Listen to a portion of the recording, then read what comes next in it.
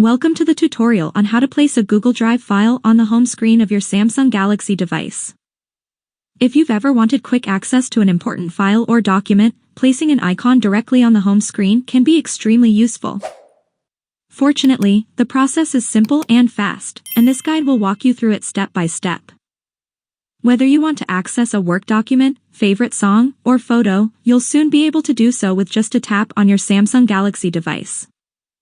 So if you're ready, let's get started. The first thing you need to do is check if your home screen layout is locked. You can do this by tapping the three dots in the upper right corner of the screen, then selecting the Settings option. This is a shortcut to the home screen settings. So, turn off the Lock Home Screen Layout option if it's enabled by tapping on the switch next to it. After that, go back and open the Google Drive app. Then, tap the Files option in the bottom right corner of the screen.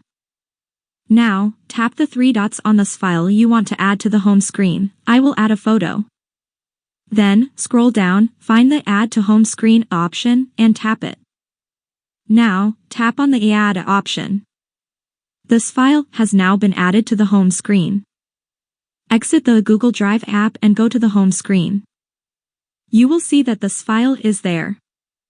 Now you can tap on it to open it. If you want to remove this file from the home screen, go back to the home screen, then tap and hold on this file, and then tap the Remove option. This file is now removed from the home screen. That's all for this video. I hope you found it helpful.